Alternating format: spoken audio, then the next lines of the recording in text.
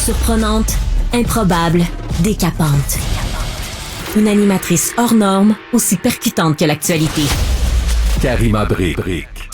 Oui, on va parler de ce sujet. Vous savez, il y a des couples qui vont emménager ensemble. Ça va être le 1er juillet, mais il y a aussi des couples qui se séparent.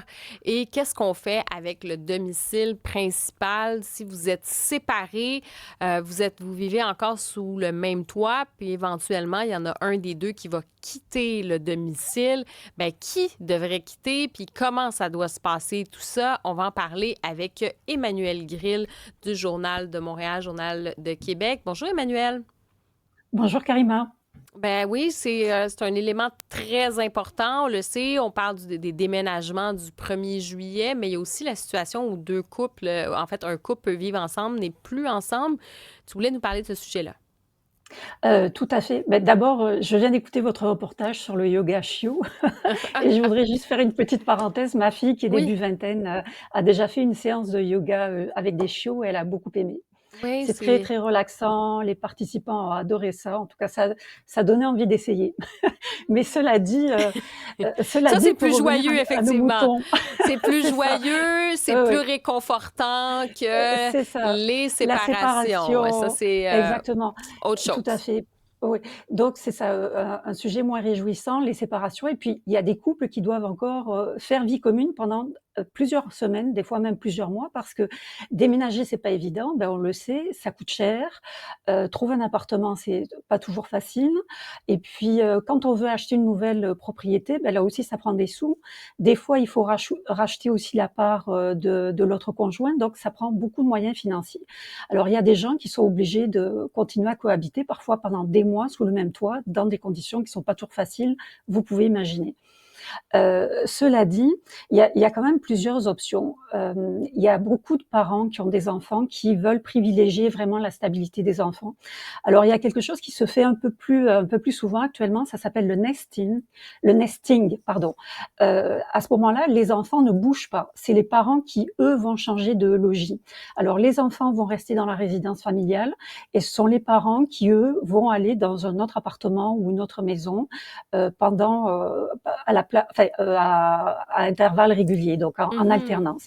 Alors les enfants restent dans la même maison, alors ça les perturbe moins, pendant que les parents, eux, vont changer de logis. Mais évidemment, C'est les parents qui font leur petite valise le dimanche soir. C'est ça.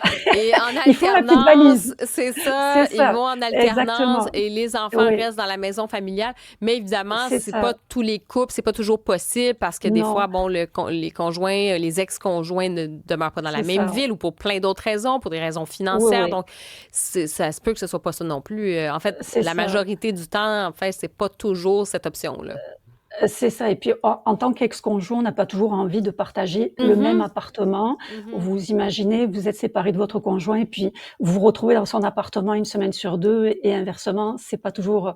Enfin, mais ça dépend des arrangements. La personne pourrait aussi aller vivre chez ses parents, chez un cousin, chez un frère, peu importe. Donc, ça dépend vraiment des circonstances. Les gens, habituellement, vont essayer de trouver des arrangements entre eux, des arrangements à l'amiable. Malheureusement, ça marche pas toujours. Alors, quand les ex-conjoints arrivent pas à trouver d'arrangement, c'est le tribunal qui va décider. Et le tribunal, c'est vraiment du cas par cas.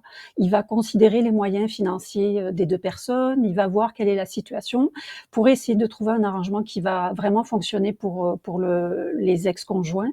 Alors évidemment, c'est pas toujours évident d'un point de vue financier non plus. Effectivement, parfois le tribunal va décider d'accorder la résidence familiale à la personne qui a la garde exclusive de l'enfant. À ce moment-là, cette personne-là pourra vivre dans la résidence familiale de façon temporaire jusqu'à ce qu'un autre arrangement soit trouvé.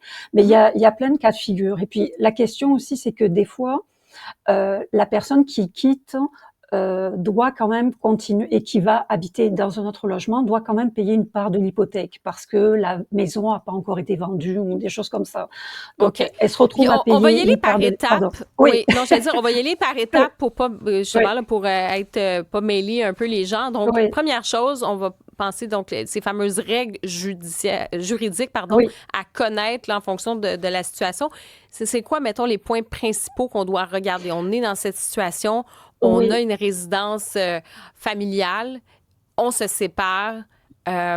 Et là, quelqu'un dit, non, non, moi, je veux qu'on vende la maison.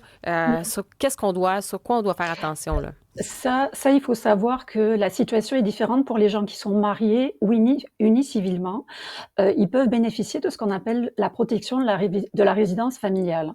Ça signifie que même s'il y a juste un seul des conjoints qui est propriétaire de la résidence, il pourra pas la vendre, il pourra pas la réhypothéquer sans obtenir le consentement de l'autre conjoint. Alors ça, c'est ce qu'on appelle la protection de la résidence familiale.